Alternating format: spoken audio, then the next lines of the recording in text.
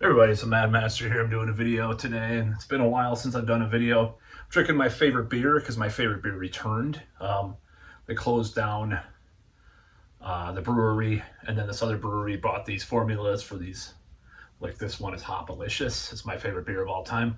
Very happy that that happened. So it's a very grateful for them doing that because the other brewery closed down for several different reasons, of course.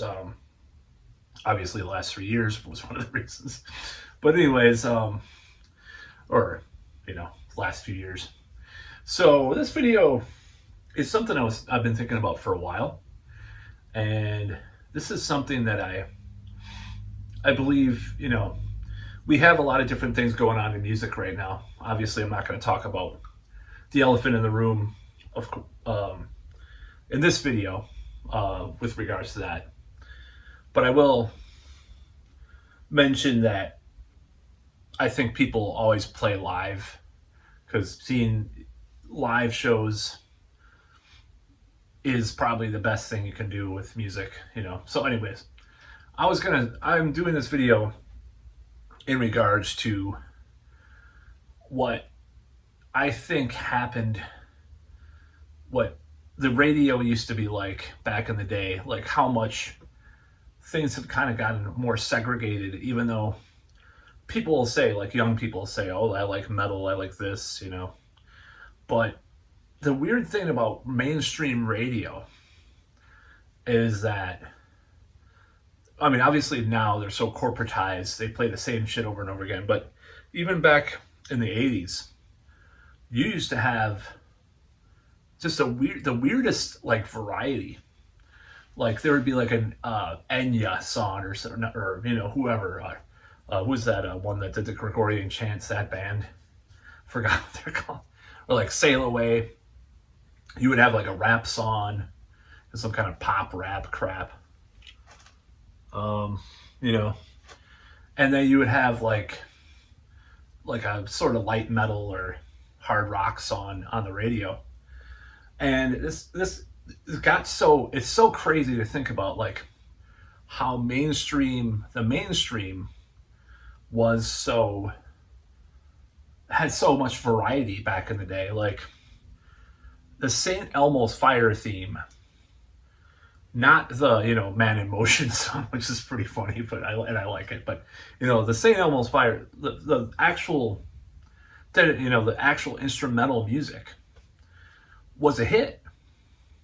Would there be an instrumental hit now? There's no instrumentals.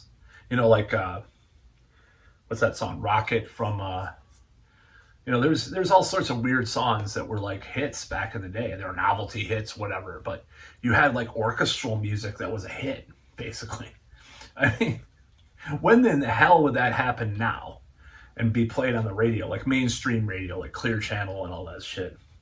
So it's just kind of something to think about. I think, people talk about like, oh, well, MTV was so, it was just, people talk about a lot of different stuff, but I don't think music was better per se back in the 80s or early 90s, but you had a shit ton more variety in the mainstream. And when a person said they listened to everything, back then, they actually were closer to the truth than someone that says it now in some ways. In certain ways, at least they like the mainstream version of everything, because the mainstream had everything. Tracy Chapman, and then, you had a song like that, and you had some fucking like Warrant song, on MTV or something. It was just like, there was more variety. In a certain way, there was more variety. I think people do selectively listen to more of a variety of things in general in some ways now, but back then, at least in the mainstream music consciousness, before it got all weird, it was, and I'm not saying it wasn't weird, there was payola, there was mafia connections. You can watch documentaries on YouTube about that, but it just seemed like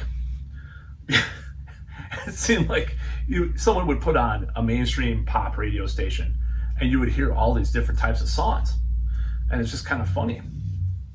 Obviously there was stuff like metal that was kind of verboten, like hardcore metal, but people listened to a lot of different stuff. It was cool. It was never a big deal. But I think that's been lost. That element has been lost in like the radio thing. I know people still do listen to the radio. It's not just a boomer thing, you know. People do listen to the radio. They like the streaming radio stations and all that shit. But you know, even the most corporate, like even a lot of those things are very corporate and stuff. They'll play only. I remember seeing like these paid streaming services, you know, for music and stuff, and it's like they'll still play the most like poppy shit. But I don't know. It just seemed like there was more of a curiosity amongst people with music back then, because music was a bigger deal to people. They weren't playing video games and fucking around with their phone all day, you know. Not that video games are fucking around your phone. Not that I'm not guilty of that at times, but it just seems like back in the day it was cooler to like you had this kind of element of surprise, especially like the mid to late 80s. And I'm just like thinking about how interesting that whole element of it is, because you had all this different kinds of stuff that you would never expect to be played on the same station today. I remember this art class in like 5th grade where, you know, they had Sail Away, you know, that Sail Away song, and they had like a Bon Jovi song and like fucking I don't think there was like a lot of alternative music on the station at that point, on those types of stations, but sometimes there was. You know, you might have like a Living Color song or some shit, you know. So I just realized it. But the major point I'm trying to make is that when in the hell would you have an instrumental or orchestral song be a top 10 hit nowadays, like on the mainstream charts? Mainstream charts, not like the classical charts, you know. And maybe Stranger Things, maybe the soundtrack went up there or something like that, you know, some synthwave kind of stuff like that. But it just seemed like it was a different time. I don't know. I just feel like it was. Maybe I'm wrong. Maybe I'm just becoming a boomer. I don't know. That's about all.